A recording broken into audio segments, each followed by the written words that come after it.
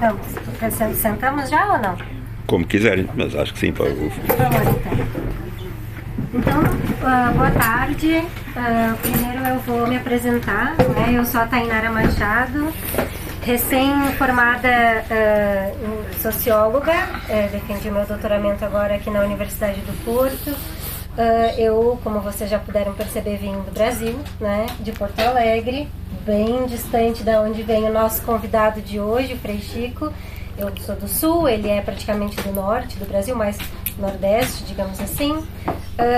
E a ideia aqui hoje é nós desvendarmos em conjunto a trajetória de vida dessa pessoa muito importante no movimento sindical e na resistência à ditadura militar do Brasil, mais conhecido como Frei Chico hoje, não é? Antigamente era conhecido por outras alcunhas, por outros apelidos. E então, só uma pequena introdução, né? O José Ferreira da Silva, mais conhecido como Frei Chico, ele foi metalúrgico, dirigente sindical e militante do Partido Comunista do Brasil, o PCB, mais conhecido como Partidão também. E hoje ele é aposentado e sindicalista, atuando no Sindicato Nacional dos Aposentados, Pensionistas e Idosos do Brasil. Tá certo, não tá certo? Tá, por enquanto tá certo. Tá, então tá ótimo. Eu pensei em nós começarmos essa nossa conversa explicando aonde é que nasceu, né, a família Silva, no caso, né, porque são vários irmãos, e aonde que foi, que local de Pernambuco que nasceu a família Silva, digamos assim. Boa tarde, os companheiros tentam às vezes me explicar no português, verdadeiro português de Portugal, muitas vezes eu não compreendi direito. Isto aqui é uma casa de cultura, pelo que ele me falou, e é muito antiga pelo jeito, né? Sim, mas eu fico, não sei se eu mereço o convite de vocês, mas eu fico livre à disposição para contar alguma coisa, se vocês quiserem ouvir uma parte da nossa história. Eu vou começar contando o seguinte: meu nome é José Ferreira da Silva, não sou Frei. O Frei é um apelido de fábrica. Todos aqui que trabalham em grupo de empresa, o escritório e tal, sempre surge um apelido um ou outro. No meu caso foi em virtude da minha calvície, começou aqui em cima, e eu era meio gordinho, então parecia um Frei. E houve um período da repressão da ditadura civil-militar no Brasil, em 64 até 85, 86, houve um período em que foi preso muitos frades franciscanos. E nesse período eu militava no Sindicato Metalúrgico São Bernardo, depois fui para São Caetano. E aí numa das assembleias, eu fiz um discursozinho um pouco radical para combater, numa campanha salarial, combater meu discurso, aquela ilusão de combater o discurso pessoal da AP, Ação Popular Católica, que era um grupo radical de esquerda e ligado mais à Igreja Católica. E aí o Maurício Soares, Mauricinho, que acabou sendo prefeito de São Bernardo, era advogado do sindicato, ele acabou me apelidando de Frei Chico pelo radicalismo, que teve lá um companheiro, de fato, Frei, que veio a falecer de tanta tortura depois, coitado, aqui na França ela faleceu. E ele me apelidou de Frei Chico. E é esse, eu estou contando só do meu apelido. Aí, nos anos 75, eu fui preso. E na prisão, os caras arrancavam da gente depoimentos. Aparentemente era para você escrever aquilo que você realmente fazia. Só que os caras ficavam te dizendo o que escrever, né? Então você escrevia e tal. O que eles queriam, logicamente, quando nós chegamos no julgamento, na polícia, no chamado Tribunal Militar, era um civil e quatro oficiais do Exército, das Forças Armadas, mas do Exército.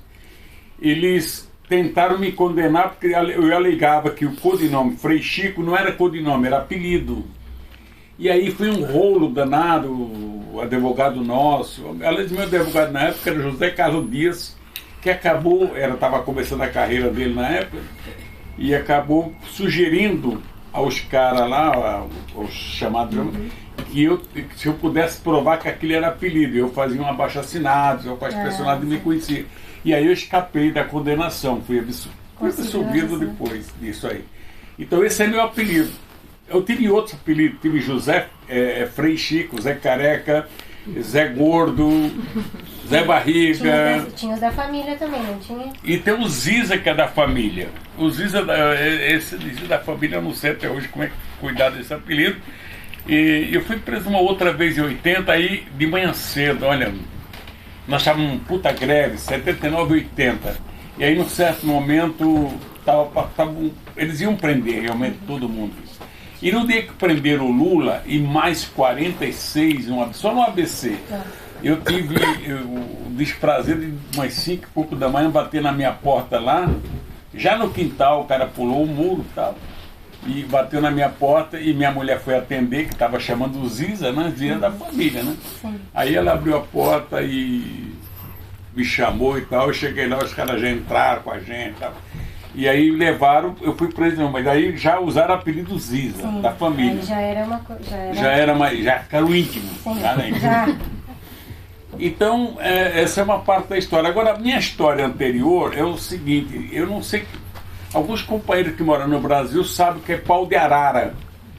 Pau de arara não é só pau de arara para torturar pessoas. Pau de arara também era um caminhão que em cima dele colocava-se algumas tábuas e fazia banco.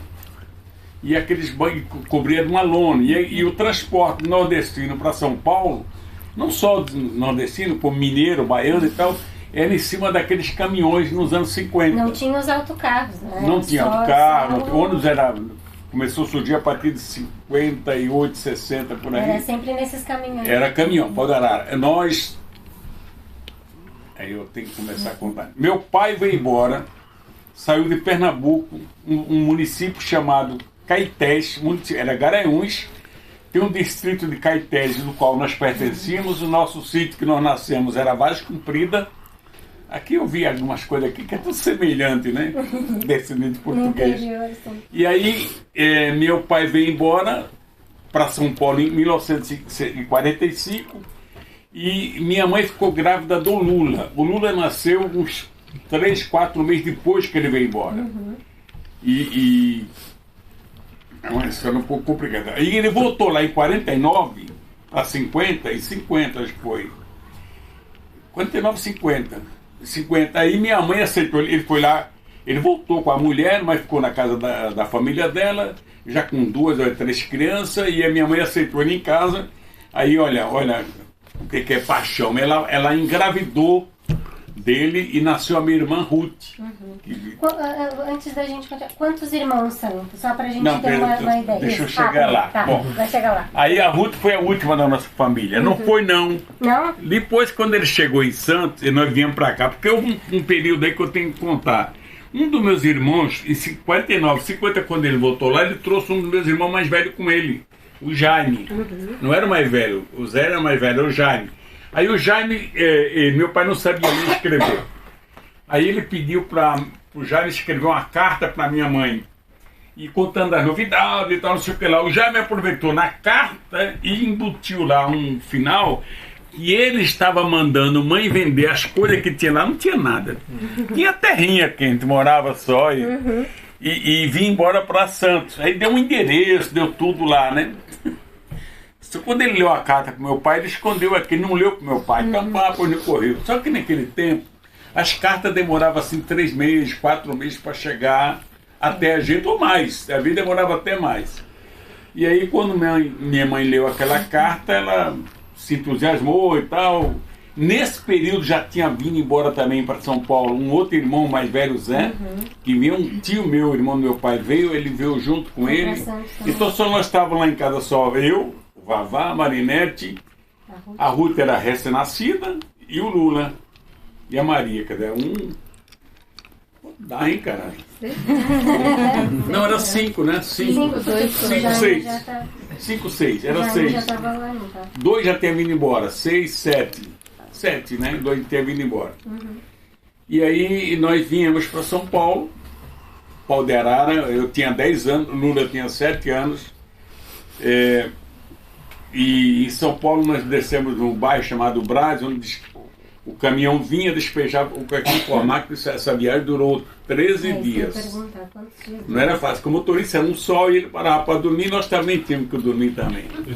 Aí você pergunta assim, tem a posto de gasolina? Dormir não, cara, esquece, desce, dorme onde puder ali, se vira, se estiver chovendo não parava. É um negócio meio complicado, eu não sei como minha mãe aguentou isso. Então nós viemos para cá em 7, era 2,9, então nós 2,8, era em 6 que nós viemos. Porque o 2 já tinha vindo, então era 6, minha mãe 7, e a minha mãe, para ajudar, ela trouxe também o irmão dela, que era o Dorico, e a Laura, e um menino chamado Zé também, então veio mais 3. Então 6 e 3, 9, 7, 3, 10 pessoas. 10 pessoas. 10 pessoas. Fora Quando nós chegamos no pessoas desconhecidas, ou não? Não, só nós. Só você. Mas tínhamos conhecido naturalmente. Sim. Quando nós descemos no Brás, minha mãe conseguiu convencer um cara de um táxi lá, ele colocou todo esse povo dentro, porque nos anos carro dos anos 52, né? Era aquele Chevrolet, que tinha um carro grande, rapaz, Chevrolet táxi, o cara levou nós até o Porto em Santos. O Porto, mas assim, do lado de Santos. Santos é uma cidade portuguesada, lá realmente os portugueses passaram muito lá. Sim. E aí chegamos lá, tem um terminal de pesca. Ali nós ficamos, aí meu pai apareceu, coitado, se ferrou, porque ficou sabendo que nós estávamos lá. Descobriu na hora. Descobriram lá, falaram com ele, porque ele trabalhava no porto, no Cádiz, ele carregava café. Descarregava caminhão, ou navio, essas coisas, caminhão e tal. E aí levou para nós para casa lá de um amigo dele, um compadre dele. E aí tem um lance interessante, talvez vocês, alguns mais velhos, sabem o que é isso. Você sai de uma região que nunca viu mar na vida. Eu vi o Rio de São Francisco, atravessei por cima dele.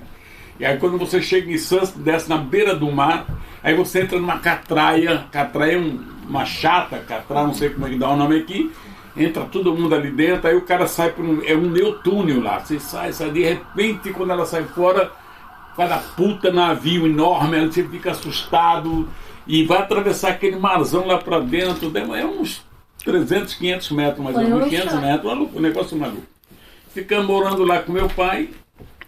Ele morava numa casa em outra, quer dizer, ele ficava com as duas famílias. Nós numa casa e ele com a outra. Aí ele maltratava muita gente e um dia ele ameaçou, meus irmãos começaram a trabalhar, os mais velhos, e ele ameaçou um dia bater na minha mãe, minha mãe, no Lula, não sei o que lá.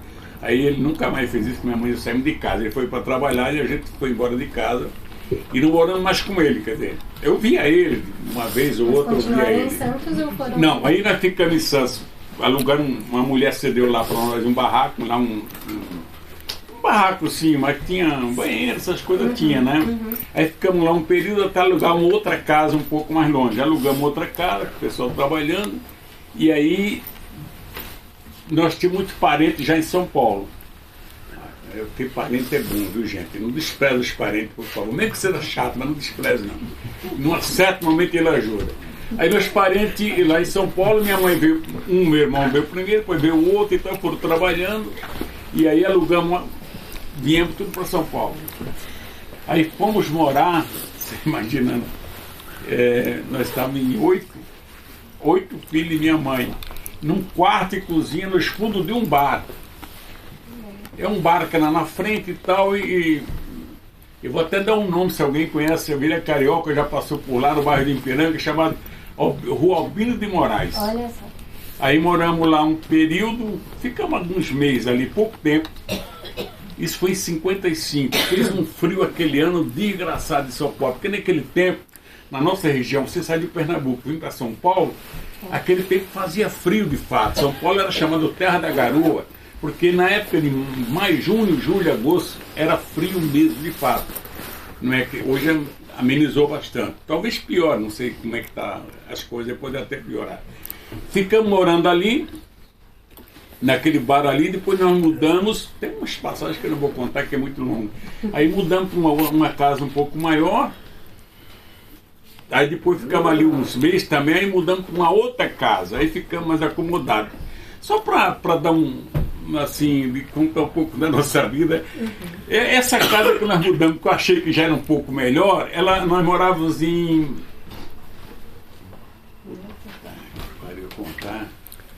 Umas 12 pessoas, porque tinha os sobrinhos da minha mãe que vinha do Pernambuco e ela coitava, eu chamava coitado, trazia para casa. Então, dormia tudo mutuado, ela cozinhava para todo mundo e tal. Agora imagine vocês, que eu vou citar aqui para as pessoas que não passaram nunca por isso. Um banheiro, não tinha água encanada, era água de poço. E todo mundo tinha que tomar banho naquela. Era um sacrifício, era uma tragédia, mas era aquilo que nós tínhamos, cara. Mas aí nós começamos todo mundo a trabalhar e fomos crescendo. O Zé casou, o Vavá casou. E como é que foi esse início assim, de trabalhar? Qual foi o primeiro trabalho? Quantos anos que tu tinha? Eu comecei a trabalhar de fato, ainda. Trabalhar na roça, se 10 anos fazia o quê? Da carta e mais outras coisas. Agora, eu comecei a trabalhar com 12 para 13 numa padaria, com 12 para 13, 12 anos mais ou menos. Depois eu fui para uma metalúrgica. Trabalhar na metalúrgica, eu trabalhei lá uns 3 anos, numa metalúrgica pequena. Mas isso com aí 14 eu já tinha 14 anos. Aí com uns 17 anos eu entrei numa outra empresa e aí eu conheci o sindicato.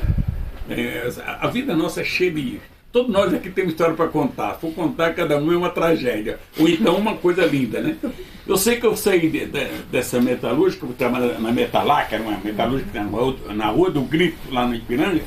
E aí, de repente, os horários eram das 7 da manhã e 5h30 da tarde.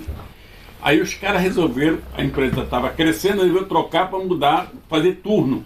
Das 6 às 2, das 2 às 10. Aí eu fiquei bravo. Eu e mais uns 2 companheiros lá. Atrapalhar nosso sábado à noite, né?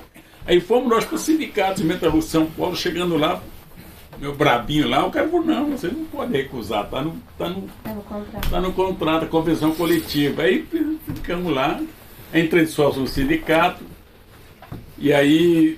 E essa foi a primeira aproximação com o sindicato? Foi a primeira. A gente já convivia com alguns companheiros o Partido Comunista Brasileiro, porque tem uma confusão do Brasil e brasileiro. Eu não vou entrar em detalhe, porque se você, há uma diferença, depois houve uma divisão e tal, mas nós fazíamos parte do Partido Comunista Brasileiro. E aí a gente conhecia muita gente no bairro, pessoal militante, sindicato, a gente tinha uma atuação muito grande. E nesse período tinha Cuba ainda, né? Cuba era o espelho do futuro da humanidade para nós, né? Até hoje, para mim, ainda é. Está pobre e tal, mas continua sendo. E aí você começa a ter simpatia pela questão da classe trabalhadora de fato. Aí você vai para o sindicato, aí do sindicato você levado por alguns companheiros que já passaram por lá, alguns comunistas, ativistas de bairro, nós tínhamos muito disso naquele período, nos anos 50, 60, tem muita gente em bairro, organização do partido nos bairros. E era interessante isso, uma coisa que nós deixou de acontecer hoje que se organiza a igreja, as igrejas. Sim.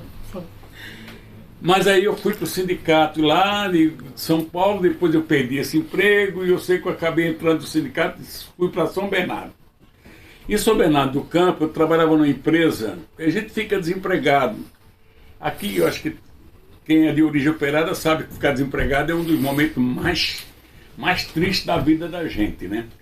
Aí nós conseguíamos ficar desempregados no tempo, aí eu fui trabalhar numa empresa que o Lula já trabalhava lá. Ele já tinha ficado desempregado quase um ano, coitado, mas conseguiu logo. Porque o golpe de 64 ele trouxe uma recessão econômica grande no Brasil. Eu perdi o emprego nessa empresa em virtude disso, e ele também tinha perdido o emprego em virtude disso. Ele arrumou na Vilares, e eu fui lá um dia lá e acabei entrando na Vilares. A minha profissão era soldador. Eu já tinha trabalhado na Pontal, na Vila Carioca, e fiz curso no Senai na época. Bom, nesse período de São Bernardo eu acabei, aí entra eu vou contar essa passagem que é interessante, a gente querer levar companheiros para o sindicato. É uma luta para levar, para o cara entender como funciona, o que é uma diretoria, o que faz com o dinheiro dele, e a questão reivindicatória, né, nossas reivindicações, que ela é coletiva, não é individual e tal. A gente tinha a nossa formação minimamente comunista leva a gente a entender que o outro tem que saber mais do que você, tem que ensinar ele e tal. Nesse processo de querer ensinar ou ajudar ou não deixar a pessoa ser manobrada, manipulada, a gente levou o Lula para o sindicato. Não foi fácil, não. Ele não queria ir, a namorada dele, que era a Lourdes, só para não abreviar, a Lourdes não queria deixar ele ir, porque aquele momento ali, a campanha sindical na mídia era muito grande, era tudo ladrão, tudo comunista, mas ele acabou vindo aceitar, porque eu levei ele até o sindicato umas 3 vezes na Assembleia, e ele ficava lá com a gente, foi criando amizade com o pessoal. E para ele entrar na chapa no sindicato, porque a composição da diretoria do sindicato nossa na época, eu estou sendo compreendido, porque de repente estou falando coisa que talvez vocês não... na época era a maior diretoria de sindicato permitida pela lei era 24 elementos. Depois das greves de 70 e 79, aí houve umas conquistas que ampliou-se para 100, um monte de gente. E o Lula acabou entrando no sindicato, acabou participando daquela chapa do ano de 69, foi. 69 foi 80. Já na ditadura, ainda era ditadura. Já no período. Era ditadura. Fazia 4, 5 anos da ditadura, 69. Foi 64, foi que 85 era ditadura e era um momento brabo. Mas aí o Lula entrou no sindicato, consegui colocar ele lá, e eu não pude participar da chapa, porque a empresa que eu trabalhava tinha um elemento, um companheiro lá que era mais velho do que eu.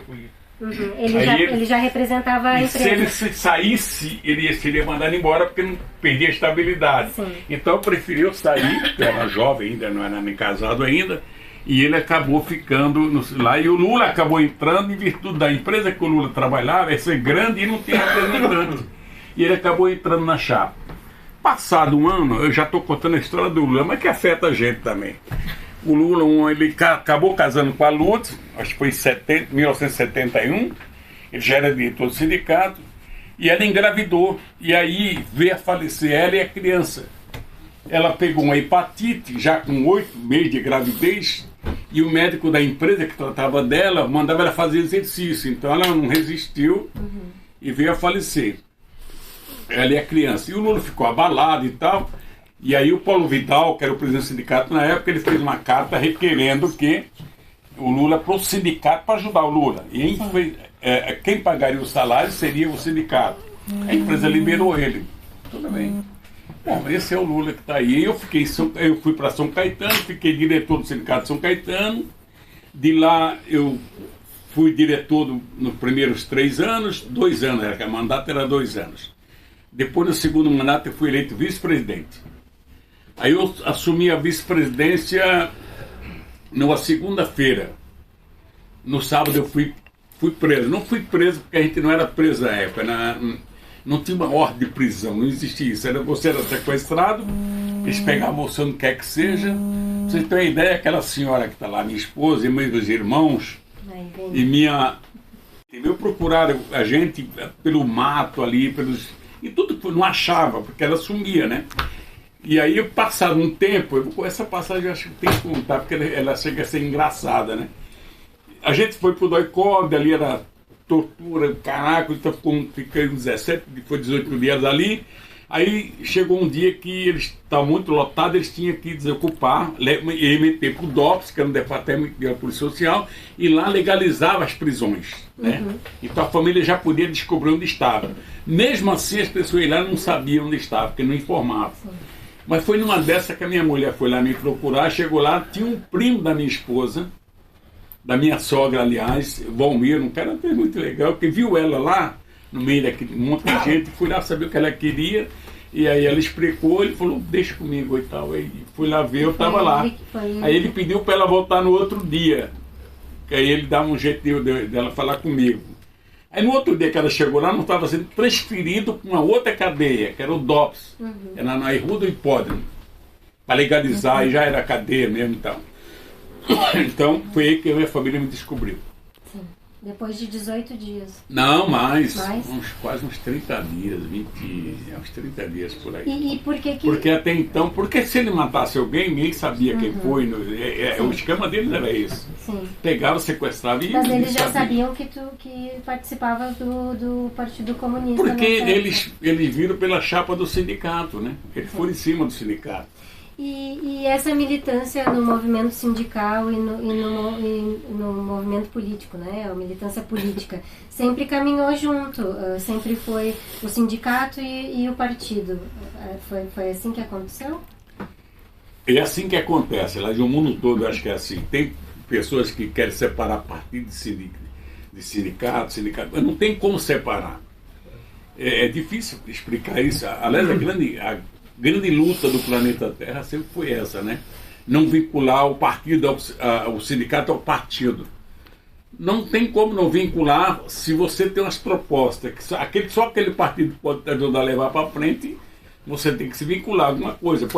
Poderia ser interessante, e alguns países acho que mantém isso, mas é difícil você fazer isso. É uma luta, é uma questão que dá para discutir. Você tem proposta que aquele partido só que defende e você não ficar atrelado a ele. Poderia não atrelar organicamente. Isso é possível fazer. Mas os companheiros no Brasil, nos últimos anos, ficaram muito atrelados ao partido. E aí ficou complicado. Essa é uma discussão que eu não vou entrar nela porque é complicado. Sim. Mas o Partido Comunista já estava na ilegalidade naquele período. Como que fazia essa militância política, então? Porque no sindicato era uma coisa mais aberta, né? Assim, era, digamos, mais público, né? Mas como que era essa questão? Eu não vou explicar. Aqui eu estou vendo os companheiros de cabelo branco aqui que deve ter pertencido ao Partido Comunista Português. Talvez um outro que eu conversei outro dia. A clandestinidade, o partido nosso é clandestino. Clandestinidade é uma coisa muito séria, gente. A ditadura é uma coisa muito séria. Eu acho que nós estamos cometendo, no mundo, aliás, cometendo um crime tremendo. Nós não estamos divulgando como precisa e como deveria do que é uma ditadura. O que essa direita faz quando ela pega o poder. Nós não estamos fazendo esse trabalho. Estamos deixando, sabe, não, rapaz, é muito complicado. A gente passava a militar no partido de forma clandestina. Por exemplo, eu fui entrar no partido de fato nos anos 70, em plena repressão violenta. Como é que a gente acaba... Minha mulher nunca soube da minha vida política, tem isso também. Eu tenho a vida sindical. Ela até sofreu muito com isso, porque eu nunca falava. Eu não podia falar, cara. Não tem como. Mas... eu fui recrutado assim, para entrar na organização dentro de um Volkswagen, junto com um cara chamado Emílio Bonfante de Maria, que era um comandante da Marinha de Niterói, do Espírito Santo, que estava clandestinamente em São Paulo fazendo esse trabalho, e mais 2 professores que era do Rio de Janeiro, um casal, que depois vieram ser presos. E a criança dele deu um problema, ele tinha uma criança pequena, se apropriaram do carro que eles tinham. Foi uma merda, uma tragédia para eles. E eu não vi mais pessoal. Vi uma vez, passado uns anos, num festival que teve do partido, depois não sei mais o que aconteceu com eles. Mas parece que o casal separou e tal. E você tinha, como era a sua militância? Você se organizava, você montava bases na empresa. Se fosse mais de 3, 5 pessoas, você não podia ampliar, não. Era 5 só e acabou. Mas podia ter mais 5 de outro lugar da empresa, podia ter mais 5 ou 7, depende. Não podia ser uma base de 15, 20 caras, não dava para ser. Porque todas as reuniões, passando de... Era um momento que qualquer reunião era proibida. Qualquer juntamento de 3, 5 pessoas era proibido. Se eles vissem... Você, por exemplo, entrava num bar, aqui você não sai do bar aqui, né? Em Lisboa e aqui... um café. Aqueles cafés que eu me sento às vezes, eu não fico achando que tem alguém do lado lá, é um suspeito. Mas a gente não podia fazer isso, porque normalmente você chega lá no bar, tinha um cara estranho, você já não conversava, você marcava um ponto de encontro com outro camarada, você não marcava para amanhã tal hora, mentira, você marcava para daqui 15 dias, 20 dias. E aí você marcava esse ponto, ele tinha uma tolerância, para manter a segurança era assim, alguns falharam, que é complicado explicar isso. Mas você ficava no ponto ali 2, 3 minutos. 4 minutos você começava a ficar já agitado, já ficava se afastando do ponto de ônibus, que era o melhor lugar que tinha. Porque tinha sempre gente pegando ônibus. Aí você deu 5 minutos, não apareceu, você tem que sair. Some, depois sonda se o cara, se você conhecesse o cara, sondava se ele chegasse, senão foge. Aí tinha outro ponto para outra data depois. Era assim mais ou menos que funcionava. Logicamente que alguns companheiros não obedeceram esse esquema. Porque não é fácil você fazer isso, né? Isso é um trabalho muito profissional, é difícil. E quem não obedeceu esse esquema caiu. E eu lembro que alguns companheiros, algumas organizações caíram por excesso de se tornar público algumas coisas que... Por exemplo, chega uma pessoa estranha num lugar, fica 2 ou 3 ali conversando junto e tal. Passa os policiais, gente. Não era a Polícia Federal só não, né? A própria população tinha gente que denunciava quando percebia. Eu vejo isso, a gente vê alguns documentários, é triste isso. A própria população reprime as pessoas. Sim. Ideia das pessoas. A gente mantinha tudo isso na clandestinidade, mesmo assim nós viemos a cair. Como é que nós caímos? A informação concreta eu nunca tive na vida, mas foi uns companheiros que saíram de Moscou, foram parar na Argentina e um deles acabou caindo. Isso nos anos 73, 74. Depois viemos descobrir agora recentemente que tinha um cara que foi recrutado por eles em 71, 72. Okay. É um cara que era do Comitê Central, mas ninguém jamais imaginava isso. E é tanto que alguns companheiros não obedeciam a decisão do Comitê Central, às vezes não obedeciam, porque eles desconfiavam. Sim. Então, quando não, você tem que fazer, não fala, dá uma desculpa, não ia. E nós tivemos sorte que escapou alguns companheiros em virtude disso. Mas, de qualquer forma, essa é uma campanha, era muito difícil fazer isso. E se eu só queria dar um adendo, eu não sei, hoje tem tanto liberalismo, tanta liberdade e tal. No nosso tempo, para você escrever um panfleto de sindicato, ele tinha que passar pela DRT, Delegacia Regional do Trabalho. Se você falasse as palavras democracia, reforma agrária, liberdade de expressão, greve, você estava ferrado, você era levado para o DOPS. Então imagina, nós ficamos mais ou menos uns 15 anos fazendo isso. Aí veio um tal de Lula e outros companheiros, porque nesse período mesmo assim teve greves famosas em Osasco. Teve um companheiro, Zé Ibrahim, através de outros companheiros, moleque novo ainda, fizeram um puta movimento nas greves lá. Mas fizeram o quê? Foi reprimida a tal gente que acabaram de intervir o sindicato. E nós tínhamos que trabalhar, aí eu entro. Era muito. A censura, a ditadura é um negócio muito sério. Eu prefiro que você me pergunte, senão eu vou ficar contando aqui, não vou parar de contar. Eu queria aproveitar que tu falou do período de 74 e perguntar se naquela época, aqui em Portugal, em 74, é uma data super importante, o 25 de abril, a Revolução dos Cravos. E chegou lá em São Bernardo, chegou a notícia, como que foi assim? Rapaz, a imprensa não quis dar destaque não, né? Lógico que não, mas acabou dando informação. Pra nós foi uma puta alegria, cara. Saber que aquele cara saiu, o Salazar ficou aqui 50 anos praticamente no poder, cara. Incrível isso, né? Isso trouxe força para o movimento no Brasil, assim, foi... Não, nossa senhora, que fizeram com o Brasil, conservou, ajudou a conservar, mas eu acho que para nós foi muito importante. O 25 de abril foi uma puta luz que deram para o mundo. E em 74 a repressão estava violenta no Brasil. 75, 76. Depois foi amenizando porque havia um projeto. Eu vou falar isso, se alguns podem discordar de mim, eu aceito a discordância. Mas a elite que deu o golpe em 64, não só no Brasil, como em outras partes do mundo, essa elite ela vem dando golpe em várias partes do mundo, derrubando o governo e tal. Eles fizeram isso no Brasil, depois foram fazendo em outros países também. Mas eles começaram a descobrir que essa forma de repressão, essa forma de mandar, não agradava, não era importante, porque acabava se criando nova casta de corrupto. Eles foram descobrindo. Então eles fizeram uma reunião, não lembro onde foi, uma puta reunião empresarial junto com ele, e aí decidiram fundar, o nome parece que dá Trilateral, um planejamento de sair das ditaduras, fazer com que o povo elegesse os caras deles. E aí eles foram fazendo isso, mas só que no meio já dos países que já estava implantada a ditadura, não foi fácil eles romper com os militares, não. E no Brasil foi assim também. E os caras resistiram. Por exemplo, a repressão de algumas mortes de camaradas nossos se deu em virtude desse grupo que não queria abertura, foram para cima e tal, não sei o que lá. E tem houve também...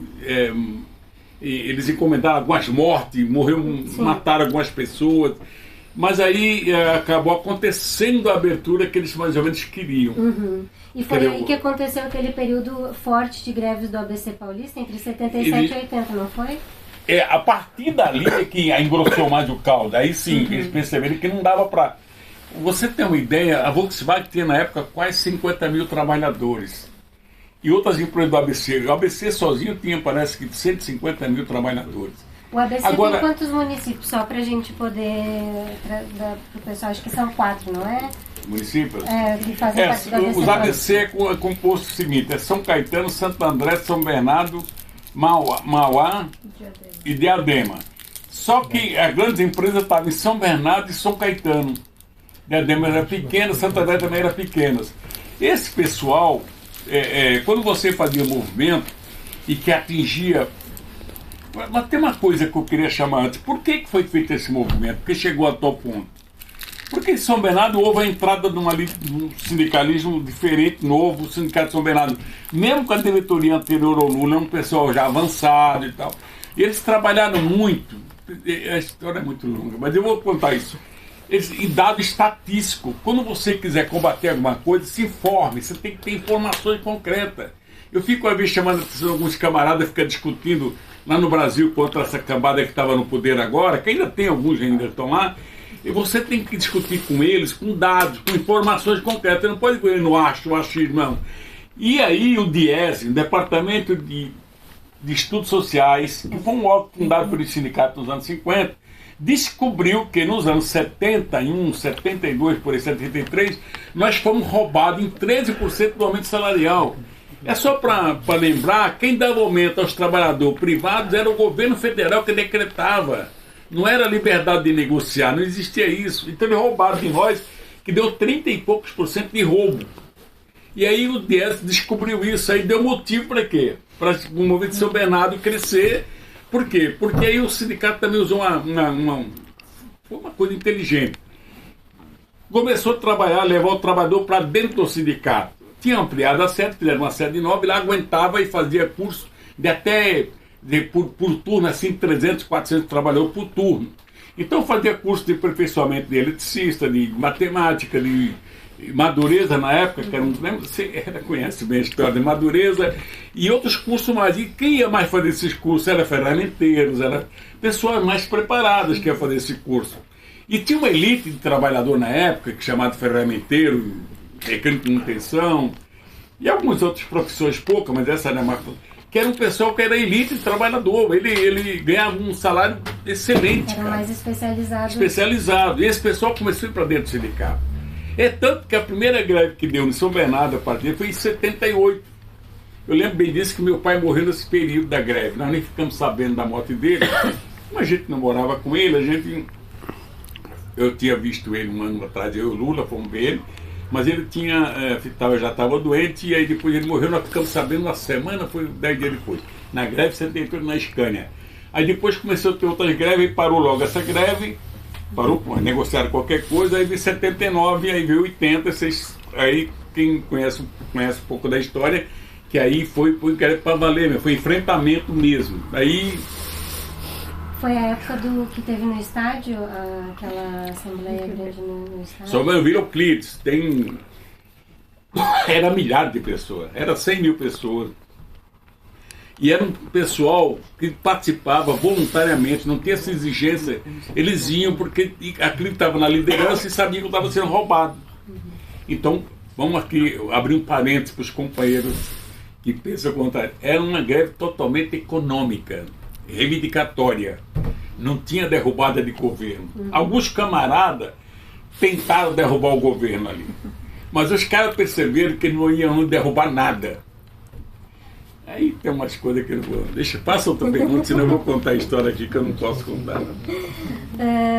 E como que foi, teve esse período então muito intenso de greves, né? Greves com milhares de pessoas, que vai caminhando para o período de redemocratização do Brasil, que foi a partir de 85, até 88, que teve a Constituição do Brasil e tudo mais. E como que foi, que foi esse período de redemocratização dentro do movimento sindical, assim?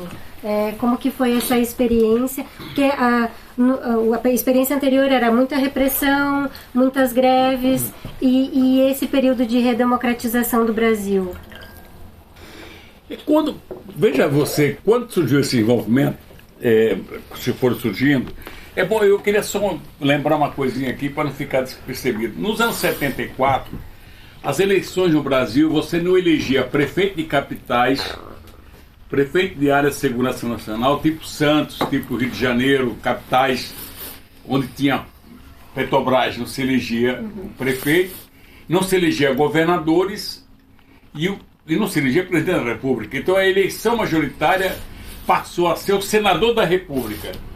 Em 74, o Partido Comunista, que muita gente até hoje não aceitava e não aceita esse argumento, a gente tinha não era um grande, mas tinha uma capacidade e uma certa influência de tentar aglutinar forças, porque a gente não foi para a luta armada, nós defendemos o processo democrático via eleitoral, porque a gente sabia que não tinha força para enfrentamento militar. Não adianta, eu vou falar com o infantilismo, porque eu não quero ofender os companheiros, mas foi mais ou menos isso, na minha opinião.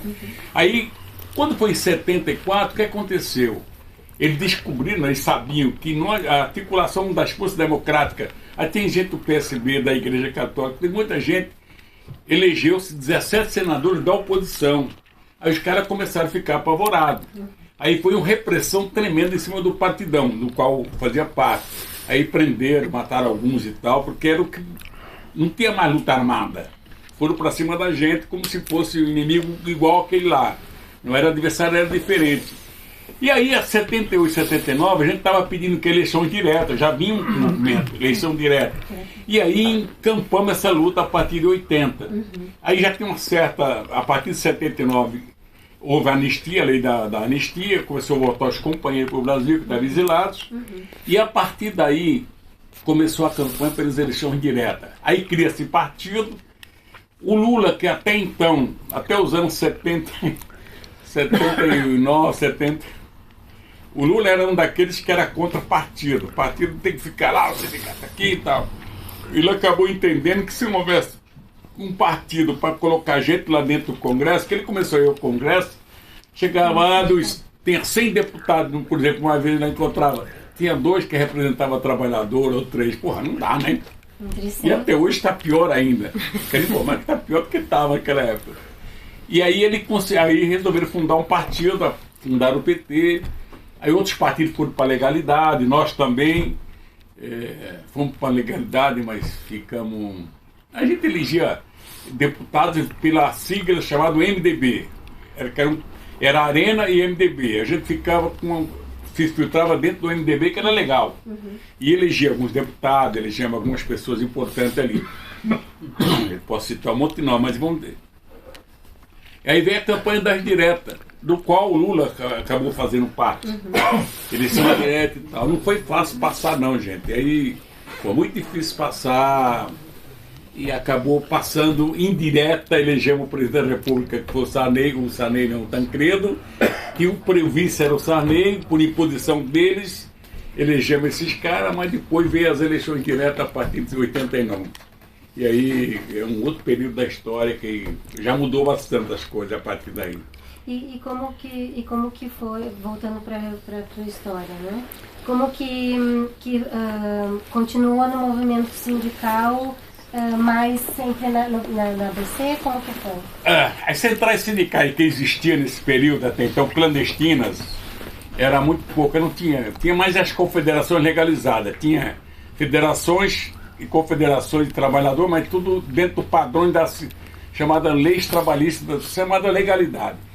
E nós tínhamos que se livrar disso. Como é que se livrou disso?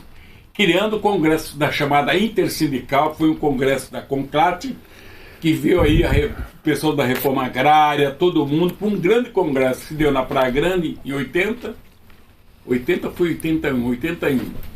E aí acabou se criando as centrais sindicais. Eu não estou, a data mesmo não fugiu agora, 81. E aí surgiu a CUT, com a Central Única de Trabalhadores, e aí o pessoal rachou, logicamente, tem alguns companheiros ligados ao partidão, inclusive o meu partido na época também não quis entrar na CUT, ficou fora, porque a predominância seria realmente do PT, logicamente com o Lula na cabeça não tinha jeito, era muito forte, mas não era para entrar junto, logicamente. Aí criou-se outra, mas na frente passou uns 2, 3 anos e criaram uma outra central, Força Sindical. Aí ficou o Sindicato Metalúrgico de São Paulo, também de seu Medeiros e tal. Mas aí criou-se outra central. Hoje tem umas 5 centrais no Brasil hoje. Centrais sindicais de trabalhadores. A única que realmente tem um trabalho mais bem feito, eu acho, sinceramente, é a CUT. Tem outras confederações ainda, de federações e tal, mas a CUT continuou muito forte. A força sindical está muito debilitada e com o fim do imposto sindical. Mas o movimento sindical no Brasil hoje está um pouco debilitado. Debilitado em virtude da tirada do orçamento. Por exemplo, nós tínhamos lá um chamado imposto sindical. O que é isso? Era um dia do trabalho por ano, o trabalhador pagava um dia de trabalho para o sindicato. Mas não era para o sindicato, não era para o governo, só ia para o sindicato 50%. Nem isso, era 40 e pouco por cento. Ia para o governo, para a federação, confederação, então chegava no sindicato essa porcentagem. Mas mantinha a marca no sindicato. E aí também surgiu muito peleguismo também, porque o pessoal tinha uma renda garantida, começou a criar sindicato, não precisava procurar o trabalhador para entrar de sócio. Vamos fazer um parênteses para explicar o que é o peleguismo. Eu não sei se as pessoas sabem o que é pelego ou peleguismo. São muito características do movimento sindical, né? E vocês do Sul. Eu não sei, eu vou falar assim, o pelego que é usado entre a sela do cavalo e o couro e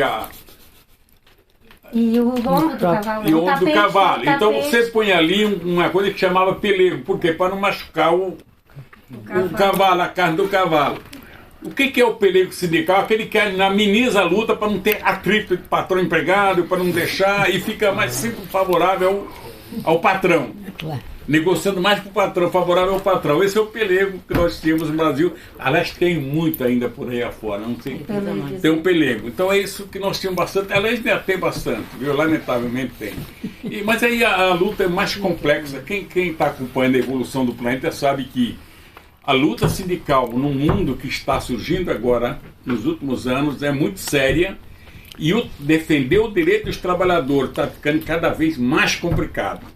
Porque a campanha do sistema capitalista usando os meios, essa é a minha opinião pessoal, meios até em nome de Deus, então que lá é o individualismo, tudo eu vou conseguir através de Deus, Deus me dá isso e daquilo, e está amenizando e afastando o povo do movimento sindical, do coletivo.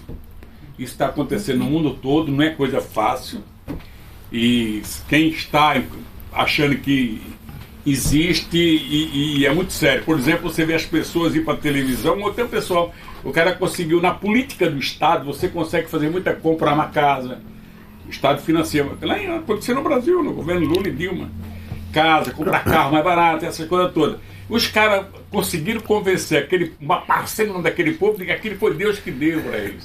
Eles conseguiram através da luta dele, não foi Deus, foi você.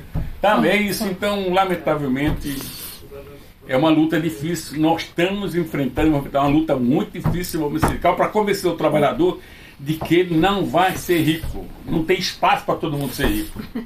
Milionários vão ser poucos, cada vez menos. Agora, poder melhorar de vida, querer melhorar de vida, logicamente. Mas é difícil a luta sindical. Não quero ser pessimista, não quero dizer que é difícil. Para a minha opinião a questão da tarifa, né? Essa foi uma das ações da reforma trabalhista no Brasil, né? Que retirou essa tarifa que tinha anual de um dia do trabalhador que ia para o sindicato, que agora a gente descobriu que não ia toda para o sindicato, ia metade para o governo, né? Mas fez parte dessa reforma trabalhista que a gente teve recentemente. Então, hoje em dia, o trabalhador tem que escolher, quando assina o contrato de trabalho, se quer fazer esse desconto desse valor anual. Mas não vai mais. Não, mas é isso. Aí as pessoas decidem que não querem fazer, porque assim, porque a gente vai normalmente agora, como o movimento sindical está um pouco mais retraído, digamos assim, e a questão da consciência de classe, né, das pessoas, principalmente da população jovem, também está um pouco mais defasada, para usar essa palavra, a pessoa acha que quando vai querer recorrer ao sindicato é quando tem algum problema e não tem essa construção social da importância do sindicato para além da resolução de problemas, né? Para uma representação de classe, né? E essa reforma trabalhista no Brasil contribuiu ainda mais para esse afastamento da classe trabalhadora dos sindicatos. E esse é um dos problemas que eu acho que o Frei estava querendo dizer. Se eu posso ajudar, aqui alguém já passou por essa experiência. Há trabalhadores que não querem ser chamados de trabalhadores. São colaboradores. O cara depende de salário, depende da mão de obra dele, ele não quer ser chamado de trabalhador. Eu não sou peão, não sou trabalhador. Eu tenho uma experiência tão prática, eu posso contar. E ela trabalha constantemente do lado da rua que eu moro, tem uma floricultura chamada Juliana Flores. Eu já vi propaganda dela, tem muito no YouTube. E aí a menina, eu passei, a mãe da menina estava lá, dessa menina, e ela me viu, pô, Frei, dá um abração, ficamos aí conversando, estou esperando minha filha, ela trabalha aí. Aí quando ela chegou, muito bonita por sinal, eu falei, nossa, puta merda, até que enfim, já está trabalhando, hein? Virou trabalhadora. Eu não sou trabalhadora, não. Eu sou economista. Foi mesmo, ficou sem graça, eu fiquei sem graça, a mãe dela também ficou sem graça. Mas isso existe muito disso. Nós estamos no agora mesmo eu estava discutindo um dia desse lá com aquele menino que faz Uber. É outro perigo também. Uber. Alguns têm duas profissões, outros trabalham num lugar, trabalham no outro, mas alguns que dependem os Ubers, né? Quem trabalha como TVDE aqui. Eles também, é uma parcela grande deles que não aceita contribuir com nada, porque ele está vivendo bem e acha que se tiver acidente, problema meu. Chegaram a dizer para mim, porque não tive como discutir. Até que conversei um dia desse com o Marinho, que é o ministro do Trabalho, comecei com ele encontrando e conversei com o Marinho, como é que você vai fazer isso? Falei assim, não sei, mas nós vamos tentar convencê-los de que eles são trabalhadores e precisam ter uma cobertura mínima de direitos num momento de acidente e tal. Olha, passou rápido aqui, já foi quase 1 hora. E aí eu acho que eu vou abrir para uma pergunta só para o pessoal não achar que a gente não é autoritário, assim, de não querer a participação das outras pessoas. Então, não sei se alguém quer fazer alguma pergunta. O pessoal tá tímido. Acho que... Pronto, ó. Sim. Ora, eu, antes de mais nada, queria agradecer a vinda do Frei Chico aqui, porque realmente foi esta divulgação destas experiências que teve e ter partilhado connosco tudo isso, acho que foi muito, muito importante. Eu estou a gostar muito. Agora, eu queria perguntar o seguinte, tendo em conta a personalidade do Lula e sabendo das convicções políticas dele, eu queria perguntar se acha que ele, tendo em conta isto que aconteceu, estas tentativas de golpe que houveram agora e também em 8 de janeiro, mas antes de 8 de janeiro houve outras tentativas de golpe noutras regiões do Brasil. Eu queria perguntar se acha que ele vai radicalizar a sua política relativamente a estas tentativas da direita, da extrema-direita, não é? E do capitalismo, não é? Ajuda aí, detalhe. Se achas que você sabe que vocês falam algumas coisas que eu não consigo captar. Se o Lula captar. vai radicalizar a política de governo hoje, vendo os golpes que houveram, né, as tentativas de golpe em alguns estados, inclusive não só a nível federal, se o Lula vai radicalizar essa política de governo desse atual mandato. Na cabeça. Não tem força política. Se tivesse bater de frente, não temos força política. No momento é muito grave para o mundo todo.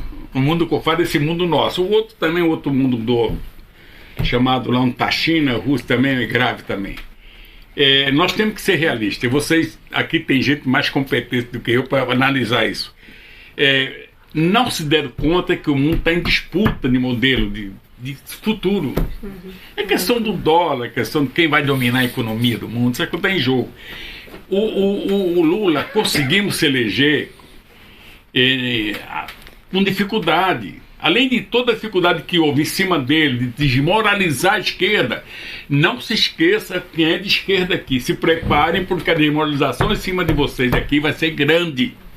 Eles têm capacidade para isso. Que tem o diabo da mentira, o diabo da sacanagem dos grupos, que é favorável à norma, mas também é contra, que não soubermos usar. Então é o seguinte, no momento, eles se elegeram de uma maneira tal, com tanta mentira, com tanta sacanagem, com tanta grana, e o que eles mais têm é dinheiro para jogar fora, que não tem como fazer, a não ser e tentando fazer composição e tentando governar. É o que o Lula está fazendo.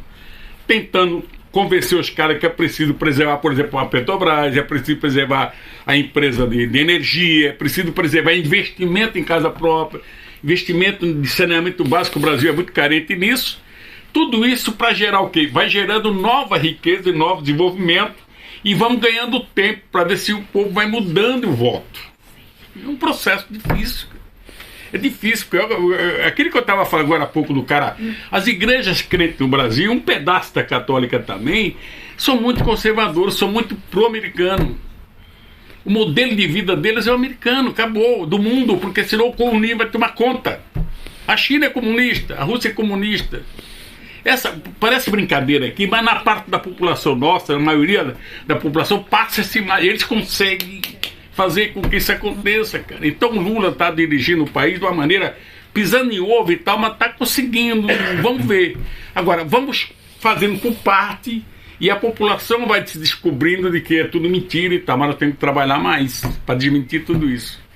É incrível vocês pegar, um médico pegar na tua mão aqui e falar assim, falei, isso não foi muito tempo não, foi agora, pô. Falei, Chico, o Lula vai desapropriar meu apartamento? É um médico, não é um cara qualquer. O Lula vai se apropriar do meu apartamento. Vai desapropriar meu apartamento, desapropriar meu sítio. É o que está acontecendo. E isso continua. Se vocês pegarem e tiverem paciência, dê uma olhada nos programas de crente que tem na televisão. Não sei se aqui tem, não é todos, quer dizer que não é todos crentes, não é todos. Não, mas alguns deles é tão descarado que não dá para você. Por exemplo, o cara. É que essas coisas a gente não quer ofender, porque eu quero contar uma pequena história. Num certo momento da vida, quando houve o golpe do Brasil em 64, eu já era simpatizante comunista, aí já era meio ateu. Puta, não aguentava ver aquelas sacanagem e tal. Aí, mas tudo bem. Aí veio o golpe. Aí eu passo um dia, pra vocês terem uma ideia, alguns, os mais antigos aqui devem ter acompanhado, eles fizeram com que, logo para conservar o golpe que eles deram, trouxeram uma cruz, mandaram trazer uma cruz que desceu do céu. Essa cruz veio para o Lago do Engabaú, em São Paulo, mais de 1 milhão de pessoas, a família com Deus pela propriedade, contra o comunismo, e essa cruz desceu ali no meio. Aí essa cruz desceu ali, ela começou a rodar o Brasil todo. Então eu passei numa igreja, Nossa Senhora Aparecida, no Ipiranga, que está até hoje para acabar, está lá na Rua Labatute, no Ipiranga. Quem for a São Paulo procura, perto do Museu do Ipiranga. Aí chega lá, eu fui o meu primo, um tal de Zé Graxa, que eu não vou contar o apelido de Zé Graxa, por quê? Porque é muito longo. Aí nós fomos na igreja, chegou lá, tem uma fila assim, não vou falar não, uma fila quilométrica de pessoas. O padre Mário sentado numa cadeira, no altar, uma cadeira de rei, né, que é grande assim. A cruz aqui esticada desse lado direito, do lado esquerdo dele, uma cruz, aquela mesma cruz, cheia de fitinho e tal. E do outro lado dele, você passava, beijava a cruz, beijava a mão dele, e do outro lado tinha um cobertor grande, um cobertor num pano grandão, esticado, o pessoal jogar dinheiro. Rapaz, quando eu vi aquilo, eu fiquei muito revoltado. Então eu fiquei. Aí chegou um momento, eu passei a trabalhar na Pontal, na Confab, e lá uma ocasião eu fui fazer uma abaixo-assinada, era uma empresa de 3 mil trabalhadores que não tinham bebedor. Alguém que trabalhou em fábrica sabe, não tinha um bebedor d'água. Você tem que pegar água no banheiro, numa coisa qualquer, e levar para a sessão. Então nós fizemos uma abaixo-assinada para conseguir bebedor d'água na fábrica toda, aquele bebedor elétrico já estava surgindo. Rapaz, os crentes não assinavam, cara. Não podemos ser contra a autoridade. Eu fiquei... Passado um tempo, eu fui me educando melhor, fui prestando atenção e lendo um pouco mais, entendi que eu estava errado, não adiantava brincar com ele. Aí passei a entender isso, conversar mais e tal. Mas chegou um momento que eu rachava tudo, queria matar, mas não resolvia isso. É isso, eu não sei se eu não estou te respondendo a tua pergunta, mas eu quero dizer o seguinte, não está fácil, e vocês aqui em Portugal, eu vejo aqui, eu estou vendo na televisão, às vezes eu estou falando que eu não compreendo bem, às vezes, a discussão, porque é muita discussão aqui. Televisão tem essa vantagem aqui, muita discussão, mas só que tem uma baixaria também nisso tudo. Não, porque fulano roubou e tal, não sei o que lá e tal. Isso aqui não viu acontecer no Brasil, cara. Eu fui processado de roubar, eu fui ladrão, cara. O Lula roubou o mundo todo, o meu sobrinho lá, o coitado do Lulinha, que teve aqui um dia desses, é dono da Friboi, uma empresa de todo mundo. E os caras continuam repetindo isso ele já tem vários processos em andamento e os caras continuam produzindo isso, fazendo isso. Então não é fácil não, cara. O meu único... por convicção, não é? Condenam por convicção. Condenam por convicção. Eu acho que nós temos... Eu queria só eu estou falando para vocês, eu não sei se eu estou ajudando, se eu estou informando direito. Se eu não expressei direito, desculpa, porque eu falo muito rápido, às vezes falo demais. Mas é que todos nós que queremos processar defesa da democracia, dos direitos individuais do ser humano, da liberdade, contra essas guerras malditas que ainda continuam existindo, eles falam da Ucrânia ali e tal, mas está o Sudão lá, está o Iêmen lá, e tem outros lugares. Nós temos que trabalhar, nós temos que achar um jeito de trabalhar para manter a paz, evitar essas guerras, essas loucuras que está acontecendo aí. Porque ela só ajuda quem tem capital. Falou-se há bocado da Igreja e de um setor da Igreja que também está ao lado, a linha com a direita. Nós, ao longo de muitos anos, vimos no Brasil sinais de setores de teologia da libertação, setores progressistas da Igreja. Neste momento, como é que está a relação de forças na Igreja no Brasil? Como é que o setor progressista tem força, está minoritário, o setor tradicional é que está a ganhar força? Ele disse, tu comentou agora a questão da igreja com a direita, né? Mas como que está o setor... tu souber responder, né? Como que está o setor da igreja mais progressista, né? Daquela época que tinha, da época também da ditadura, que teve também muito papel. Houve um Papa, não sei qual foi o Papa, não esse, o outro, atrás cortou muito esse trabalho. Esse trabalho que tinha das igrejas no meio operário e tal, foi cortado bastante. Foi esvaziado, foi boicotado e tal. Mas continua tendo a resistência ainda. A bancada de evangélicos, ela cresceu muito no Congresso Nacional. Ela é uma bancada de, não sei se é 30, é 40 deputados, que junta com aqueles deputados da bala, que defesa das armas, aqueles deputados... Dá um deputado assim, tipo lá, 100 e tantos deputados, é quase a metade do Congresso Nacional, vai se pôr mais ou menos de direita para pior. Quase isso, quase a metade. E tem aqueles outros que não sabem onde vai depender do momento. Aí não sei como vai fazer. Agora, igrejas... Eu digo mais a Igreja Católica. A Igreja Católica, ela tem um trabalho bom ainda, muito bom. Mas eu quero dizer que tem um trabalho ruim também. Essa semana passada, foi essa outra semana, eu vi a notícia de um padre que criou um maior problema com uma pessoa que se manifestou na igreja em defesa do preto, da raça negra e tal. Eu não sei onde foi lá em São Paulo, foi num lugar de São Paulo. Mas tem resistência ainda, tem uma...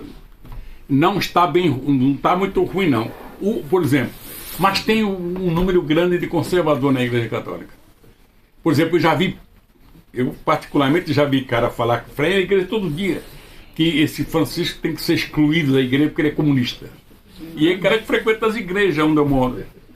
São católicos frequentes e tal.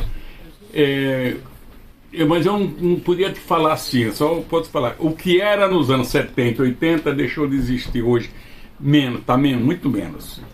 Apesar que esse Papa aí tem ajudado bastante esse pessoal, viu? Na questão agrária, lá na questão do Amazonas, eles têm trabalhado muito bem. E... Eu vou abrir para mais uma pergunta. Pois não. Mais uma pergunta, então, que o senhor ali tinha. Não é bem uma pergunta. Por favor, em síntese, para não programa. Não é uma pergunta, mas eu queria reforçar os agradecimentos aos nossos companheiros de sessão também pela sua vinda cá. E na sequência do que nos informou da confusão e do perigo que nós vivemos hoje, no meu entender, eu vou fazer um papel que se calhar era melhor feito pelo Rui Vasco. É falta de informação. Como é que eu vou dizer? E aqui a Unicef tem, já ficam a saber, um livro que eu já li, do Vicente Tevez, que está a viver no Brasil, um jornalista americano, que se chama O Método Jacarta. E quem quiser inserir aquilo que o Francisco está a dizer, no todo o contexto desde os anos 50 para cá, incluindo a ditadura militar, não deixe de ler o livro. E fica com a visão completa de todo o contexto, todas estas décadas, gravado depois pelo Reagan e a propósito de, no Brasil, os economistas não gostam de ser tratados de trabalhadores. Aqui não precisam ser economistas, têm que ser tratados por empreendedores. Não precisa ser nada, têm que ser empreendedores. Portanto, é só uma sugestão. Não deixem de ler esse livro, O Método Jacarta, porque ficam com uma visão perfeita, completa, muito rigorosa, muito objetiva de todo o fenómeno, incluindo este processo do Brasil e tudo aquilo que se tem passado e as consequências da guerra que hoje vivemos, dessas e de outras. É só uma recomendação. Muito obrigado, Arthur. Como que estamos de tempo? Rapidinho. Eu tenho curiosidade desse momento da passagem do Nordeste do Brasil. Estás falando em português. Estou me esforçado. E da passagem do Nordeste, de um setor agrário, rural, onde vocês moravam, para São Paulo, uma das maiores metrópoles do mundo, uma das maiores, acho que é a segunda maior da América Latina, depois da cidade do México. E é uma passagem muito intensa, muito radical, de um cenário rural para o urbano. E eu fico pensando da lógica da imigração interna dentro do Brasil. Eu como imigrante em Portugal e também imigrante no Brasil por um período da minha vida, sinto dificuldades, diferenças, enfrentamentos da vida de imigrante. E eu imagino a vida de vocês como foi, indo desse cenário rural, indo para São Paulo como imigrante, né? Se houve confrontos, se houve conflitos, se houve dificuldades, ou não sei. E dessa formação do Brasil, dessa complexidade que é a formação do Brasil, né? Eu falei uma palavra parente que aqui é importante. Migração vai para um lugar onde tem um parente, um amigo, ajuda para diabo. Agora, a dificuldade sempre houve, mas só que nós estamos falando no Brasil que naquele momento, os anos 50, 60, absorvia muita mão de obra. São Paulo era o esteio você chegava lá, arrumava um emprego com 3, 4 dias, estava trabalhando. Não é mais hoje. Quero informar que o Nordeste, nos anos fim do governo Lula e Dilma, Nordeste, o povo estava voltando para o Nordeste. Mudou bastante. Não vejo que vai piorar não, porque do jeito que já está instalado lá, a tendência é melhorar. Mas a dificuldade existia sim, o preconceito tinha. Tem uma cultura paulistana de fato que é preconceito contra o nordestino e o preto. Isso aí existe. Não só lá, como em outras partes do mundo. Mas para nós não tivemos sorte, né? Eu não sei se... Mas migração é migração. O imigrante sofre em qualquer lugar. Muito obrigado pela vossa vinda, foi uma honra. Muito obrigado a todos. Mais uma grande sessão da história da Unicef hoje. Muito obrigado. Obrigada.